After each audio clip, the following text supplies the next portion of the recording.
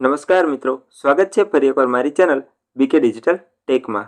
આજના વિડીયોમાં વાત કરીએ મિત્રો તો રેલવે દ્વારા એટલે કે આરઆરબી રેલવે રિક્વાયરમેન્ટ બોર્ડ દ્વારા 5349 જગ્યાઓ માટે એપ્રેન્ટિસ ભરતી બહાર પાડવામાં આવેલી છે।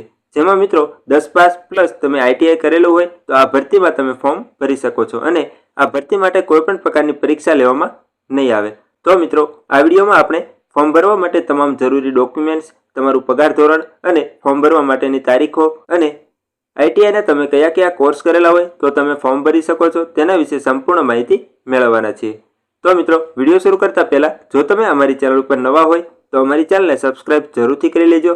અમારી ચેનલ ઉપર મિત્રો તમામ પ્રકારની સરકારી ભરતીઓ હોય, ખાનગી કંપનીઓની ભરતીઓ હોય અથવા તો ખેતીવાડીને લગતી માહિતીઓ, કોઈપણ સરકારી સહાય વિશે સંપૂર્ણ માહિતી વિડીયો દ્વારા આપવામાં આવે છે।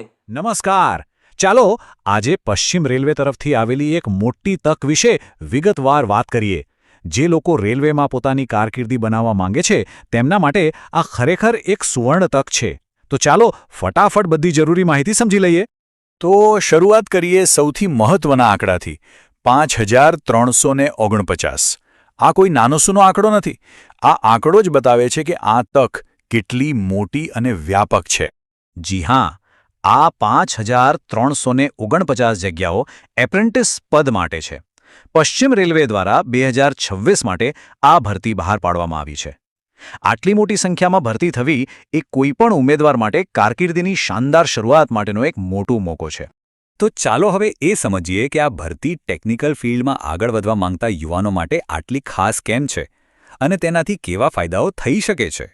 પણ હા, અરજી કરતા પહેલા એક સવાલ મનમાં જરૂર આવે કે શું આ તક આપણા માટે યોગ્ય છે? તો ચાલો સૌથી પહેલા એના માટે જરૂરી લાયકાત અને બીજા માપદંડો શું છે એના પર એક નજર નાખી લઈએ। અહીં બે મુખ્ય શરતો છે। પહેલી, ધોરણ 10માં ઓછામાં ઓછા 50% ગુણ હોવા જોઈએ અને સાથે જે તે ટ્રેડમાં આઈટીઆઈનું સર્ટિફિકેટ હોવું ફરજિયાત છે। અને બીજી શરત છે ઉંમરની, જે 15 થી 24 વર્ષની વચ્ચે હોવી જોઈએ। આ બંને શરતો પૂરી થાય એ ખૂબ જ જરૂરી છે। ચાલો હવે વાત કરીએ સૌથી અગત્યની બાબતની, અને એ છે તારીખો, કારણ કે સાચા સમયે અરજી કરવી બહુ જ જરૂરી છે। આ તારીખો ખાસ નોંધી રાખજો। ઓકે, તો અરજીઓ 21 ફેબ્રુઆરી 2026થી શરૂ થશે અને 23 માર્ચ 2026ના રોજ બંધ થઈ જશે। એટલે કે અરજી કરવા માટે પૂરો 1 મહિનો મળશે। તો આ તક બિલકુલ ચૂકવા જેવી નથી।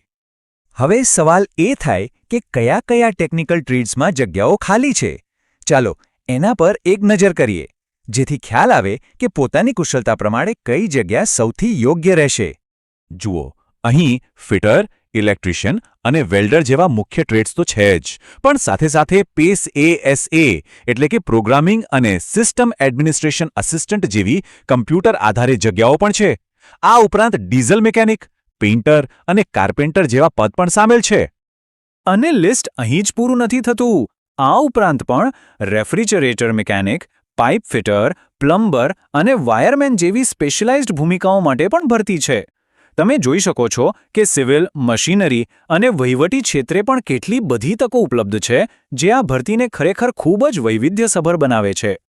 ઓકે, તો હવે સૌથી અગત્યની વાત, જો અરજી કરવાનું નક્કી કરી લીધું હોય તો ફોર્મ ભરતા પહેલા કયા કયા દસ્તાવેજો તૈયાર રાખવા પડશે? ચાલો એનું એક લિસ્ટ જોઈ લઈએ, જેથી અરજી કરવાની પ્રક્રિયા એકદમ સરળ બની જાય। અરજી પ્રક્રિયાને સરળ બનાવવા માટે ફોટો, સહી, આધાર કાર્ડ, જાતિનું પ્રમાણપત્ર જો લાગુ પડતું હોય તો, સ્કૂલ લિવિંગ સર્ટિફિકેટ એટલે કે LC, બધી જ માર્કશીટ અને હા, એક ચાલુ મોબાઈલ નંબર અને ઈમેલ આઈડી, આ બધી જ વસ્તુઓ હાથવગી રાખવી। અને હા, એક ખૂબ જ જરૂરી વાત યાદ રાખજો, અરજી ફક્ત અને ફક્ત આરઆરસી પશ્ચિમ રેલવેની ઓફિશિયલ વેબસાઇટ પર જ કરવાની રહેશે। એટલે કોઈ બીજી વેબસાઇટ પર ભરોસો કરવો નહીં અને કોઈ પણ જાતની છેતરપિંડીથી સાવધાન રહેવું। તો બસ, હવે કારકિર્દીની આ શાનદાર સફર શરૂ કરવા માટે તૈયાર થઈ જાઓ। યાદ રાખો, આ માત્ર એક એપ્રેન્ટિસશીપ નથી, પણ રેલવે જેવા પ્રતિષ્ઠિત ક્ષેત્રમાં એક ઉજ્જવળ ભવિષ્ય બનાવવાનો પાયો છે। આશા છે કે આ માહિતી ઉપયોગી નીવડશે। સૌને ખૂબ ખૂબ શુભેચ્છાઓ। તો મિત્રો જો તમને અમારો વિડીયો પસંદ આવ્યો હોય તો અમારી ચેનલને સબસ્ક્રાઇબ જરૂરથી કરી લેજો અને તમારા મિત્રો સુધી શેર કરવાનું ના ભૂલતા। અને આવા જ પ્રકારની તમામ સરકારી ભરતીઓ હોય, ખાનગી કંપનીઓની ભરતીઓ હોય અથવા તો કોઈપણ યોજનાઓ વિશે સાચી અને સચોટ માહિતી વિડીયો દ્વારા મેળવવા માટે અમારી ચેનલને સબસ્ક્રાઇબ કરીને બેલ આઇકન ઉપર ક્લિક જરૂરથી કરી લેજો, જેથી કરીને તમામ માહિતી આપ સુધી સૌપ્રથમ મળતી રહે. ધન્યવાદ મિત્રો.